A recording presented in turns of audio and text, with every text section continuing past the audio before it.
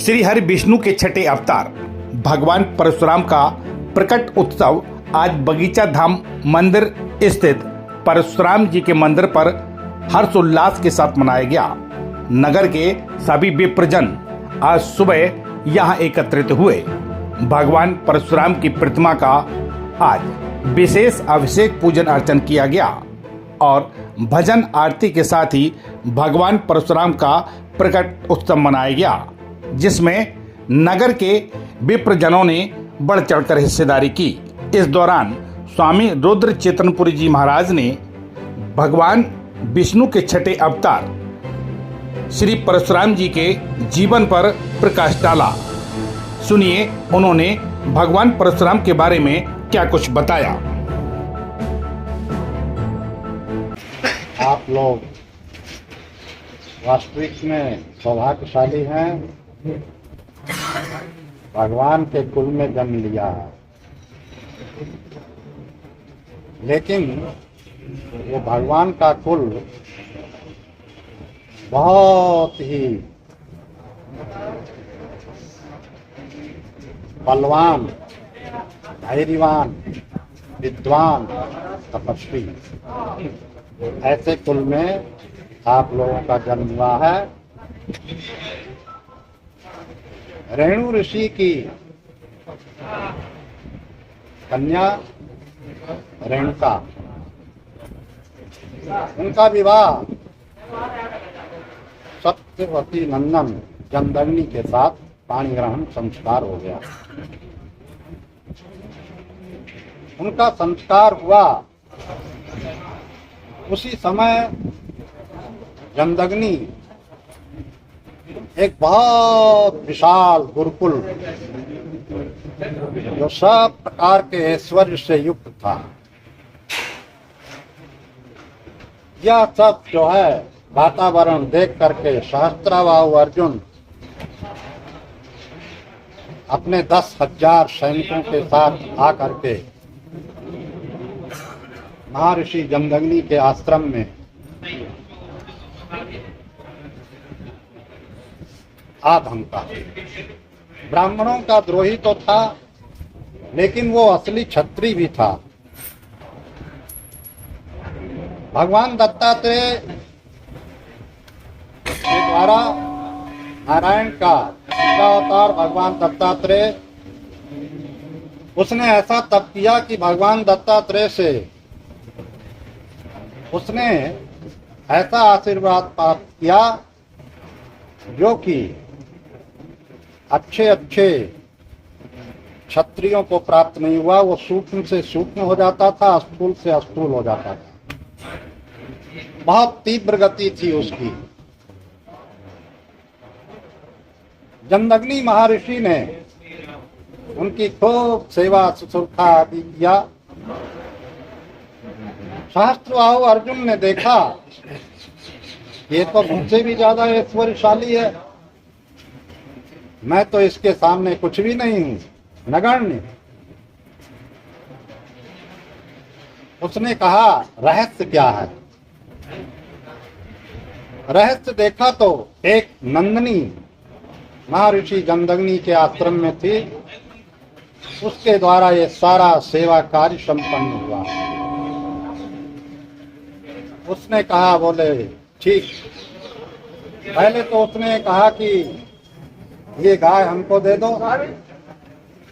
और इसके बदले मैं तुम्हें 1,000, 2,000, 4,000 जितनी भी गाय चाहिए मैं तुम्हें दे दूंगा।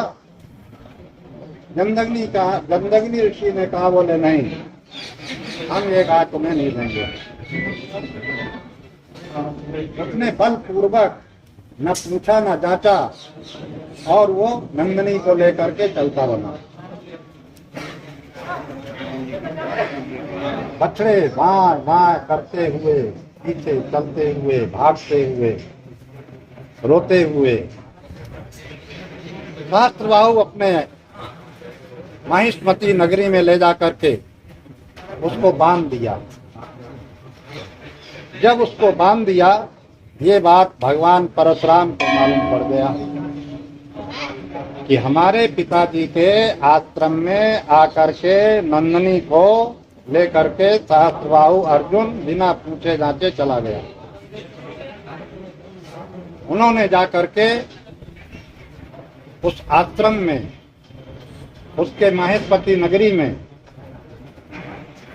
उन्होंने कहा कि ये जो तुमने नंदनी को बिना पूछे जाते ले आए हो, मैं इसको लेकर के जा रहा हूँ। सहस्त्रबाहु ने कहा इसके लिए तुम्हें युद्ध करना पड़ेगा, और तुम्हें मालूम है कि मैं जो है 1000 हाथों वाला हूँ, संभालो ये हमारे बाण। उसने सर्कस धनुष पर चढ़ा करके 500 वार किए तो परशुराम जी, वो तो शस्त्रधारियों में परशुराम में, उनको कौन लगता है, उन्होंने सब छिन्न भिन्न कर दिया। और जो है नंदनी को लेकर के पिताजी के पास ला करके कहा, पिताजी ये नंदनी, इसे आप संभालिए। एक दिन की बात है, सहस्त्रबाहु अर्जुन, उसको सारी सिद्धियां प्राप्त थी। नर्मदा तट में उसने जिस तरफ बहाव आ रहा था उसको रोक दिया, और रोक दिया वहां अनेक प्रकार की स्त्रियों के साथ कमल का माला पहने हुए जल क्रीड़ा कर रहा था। जल क्रीड़ा कर रहा था, वहीं कहीं पास में रावण का भी शिविर था। तो रावण अपने आप को बहुत बड़ा बलवान वीर मानता ही था, ये उसको अभिमान भी था। लेकिन 1000 हाथों वालों के सामने 10 हाथ वाला क्या कर सकता था। उसने आकर के भला बुरा रावण ने सहस्त्रबाहु से कहा। हंसते हंसते ही रावण को बंदर जैसा बांध करके और अपने महेशमती नगरी में ले जाने के लिए तैयार हुआ। महर्षि पुलस्त आए, उन्होंने निवेदन किया कि आप इसे छोड़ दें। महर्षि पुलस्त की बात मान करके और रावण को छोड़ दिया। जब छोड़ दिया, ये बात जो है मालूम पड़ा, अनेक ऋषि मुनियों को भी मालूम पड़ा, और अपने आप में अहंकार इतना प्रबल हो गया उसका कि वह ब्राह्मणों का द्रोही हो गया। जब ब्राह्मणों का द्रोही हो गया, भगवान परशुराम ने समझ लिया कि ये इस प्रकार से नहीं मानेगा। पिताजी जो है रेणुका को कहा कि जा करके नदी से जल लेकर के आओ, और यहाँ मैं यज्ञ कर रहा हूँ। वो यज्ञ सुख और शांति के लिए, क्योंकि ब्राह्मण का जो स्वरूप है वो शांति का संदेश देना है। क्षमा सबसे बड़ा शस्त्र है। महर्षि गंधर्वी ने परशुराम भगवान को यही समझाया कि आपने जो है इस प्रकार से युद्ध करके और उसे पराजित कर दिया सहस्त्रबाहु अर्जुन को। ये आपने जो है ब्राह्मण का जो लक्षण है क्षमा, वो आपके पास नहीं है। इसलिए आप तीर्थाटन करके 1 वर्ष तक और फिर यहाँ पर जो है आ जाए। उन्होंने तीर्थाटन किया और तीर्थाटन करके वहाँ पर आ गए। आने के बाद रेणुका से जब कहा कि वहाँ जल लेकर के आओ, तो वहाँ एक चित्रकेतु नदी में स्नान कर रहा था। उसको देख करके वो सम्मोहित हो गई। सम्मोहित हो गई तो गंधर्वी महर्षि ने ये बात समझ लिया कि जो है रेणुका सम्मोहित हो गई है, चित्रकेतु के सामने, और वहाँ देर हो रही थी। जल ला करके जैसे ही यज्ञशाला में रखा कि तत्काल जमदग्नि ने उसको पहचान लिया, और पहचानने के बाद उन्होंने कहा, परशुराम, ये अपने 6 भाइयों को, 6 भाइयों में सबसे छोटे थे परशुराम, इन 5 भाइयों को और इस रेणुका को समाप्त कर दो। उन्होंने अपने फरसे से 5 भाइयों को, रेणुका माँ को समाप्त कर दिया।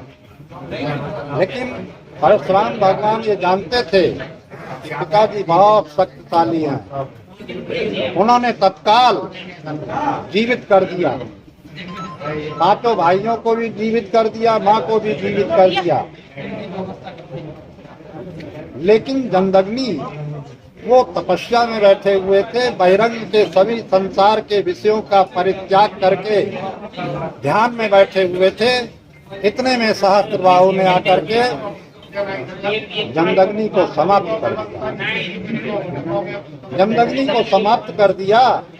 भगवान परशुराम को मालूम पड़ा कि हमारे पिताजी को सहस्त्रबाहु ने समाप्त कर दिया। तो जिस प्रकार से एक सर्प को कोई मार रहा हो, तिलमिला करके जब उठता, इसी प्रकार से परशुराम भगवान कर्कश, धनु, बाण और फरसा लेकर के सहस्त्रबाहु के पीछे पड़ गए, और उनके जितने भी सैनिक थे 500, 1000 सबको मार मार करके कुरुक्षेत्र के जो है मैदान में 5 तालाब खून से भर दिए। ऐसा देख करके सहस्त्रबाहु संतुष्ट हो गया। उसने कहा, अब हमारा भी बचना मुश्किल है।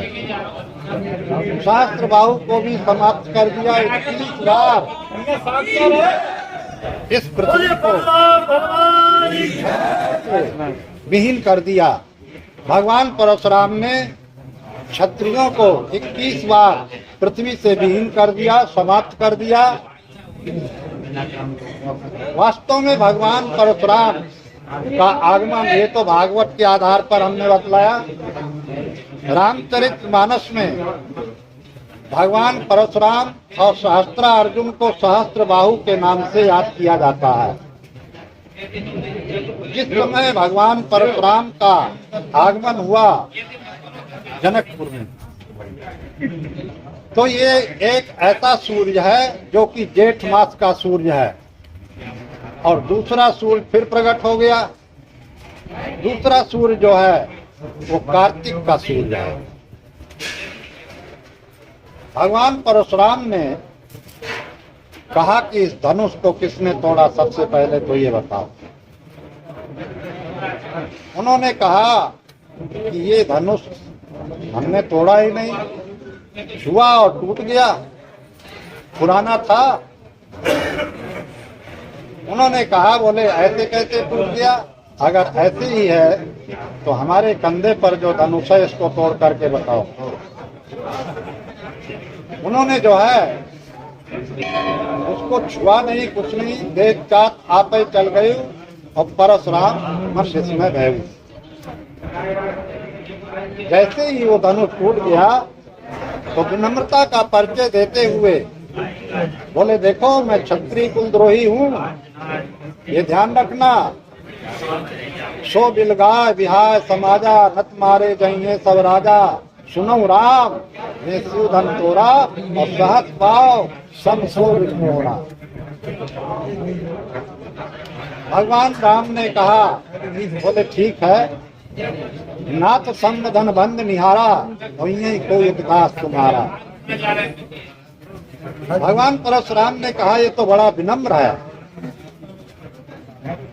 उन्होंने जो है उनको क्षमा कर दिया और बोले, ठीक है, आपने जो है ये धनुष भंग करके हमको याद दिला दिया कि अब हमारा यहाँ पर लीला संवरण होगा, और महेंद्र पर्वत पर जाकर के हम तप करेंगे।